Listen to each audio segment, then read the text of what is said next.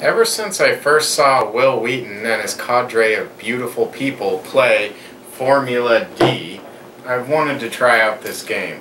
And I'm ashamed to admit, just recently I bought it knowing basically nothing else about the game, other than that I kind of vaguely remembered the beautiful people liking it, I think. Luckily for me, it turns out there is in fact a game in this box, and not just a pile of confetti. In Formula D, you are racing your awesome little tiny rubber cars, not through the ocean preferably, though if you take the corner too fast, it's a distinct possibility. This one happens to have hydraulics. Anyway, through the streets of, well, whichever map you happen to be playing. In this case, we are in Monaco. Ooh, very exciting. Now, I had to actually do a little bit of a double take when I saw this, but Formula D, in fact, plays 2 to 10 people. And they're not kidding. The rules are quite competent for 10 people and for 2 people. It's something of a revelation. Now, it claims to play in 60 minutes, but that's going to vary a bit depending on how often you've all played, and of course, you know, how many people are involved, and so on and so forth. But level of difficulty as well. Yeah. One of the most important factors to this game is that it includes both a beginner's version, which is fairly light, simple, and, you know, just a few pages here. Easily sat down and read in 10 minutes and understood. And then the advanced version, which is quite a few pages more and a little trickier to get down.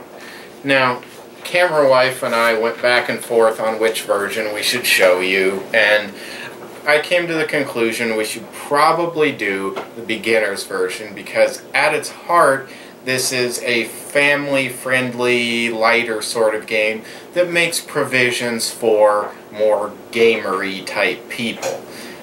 So we'll show you where it really stands out and just go with the beginner version, but definitely consider looking at the advanced rules if you're interested because it's really quite well done. So the gist of the game is that we're going to start the race in our little marked positions here on the course, and on each of our turns we can either shift up 1 gear and no more than 1 gear, so we've got our little shifter here, or we can, if we're in a high enough gear, shift 1 gear down without penalty, or more than that for an amount of damage based on how many gears we're shifting down, up to a maximum 3 extra.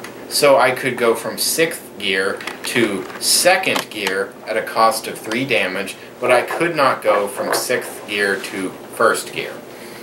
Now, other than that, we've got our wear points. We each start out with 18 wear points, which is essentially our hit points, you know, how much damage our car can take before it goes kaput, explodes, and, you know, you're out of the game. Yes, there is player elimination, essentially. What gear you're in is going to determine which of these awesome movement dice you roll. I love these dice. These are so cool. First gear has 1s and 2s on it, as indicated on the board. Second gear has 2 through 4. Third gear has 4 through 8. Fourth gear has 7 through 12. Fifth gear has 11 to 20, and 6th gear has 21 to 30. This monster right here. Now, you may be wondering what this happy little black D20 is. Well, it's not quite so happy as its name, Happy D20, might indicate. It's actually the, what is it, the danger dice or damage dice or something like that. Or if you're me, the black dice of doom! Sure. When something bad can potentially happen, you'll roll this to see if it does. For example, a collision. If 2 cars happen to stop adjacent to each other, each of the cars will roll this dice, and if they get a 1 to 4, they will take a point of damage.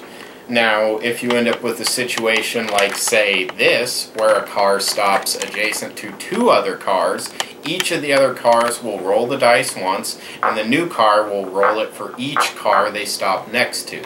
So the green car here would roll it twice.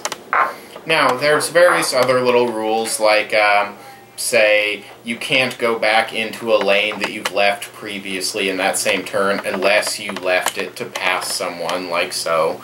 But we'll pretty much mention those as they come up.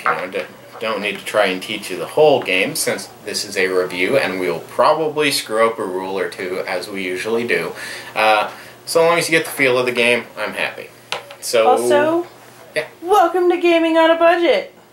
Yeah, well, this time I was being theatrical, alright? Haha, I said it. I was trying to have a little bit of gravitas here.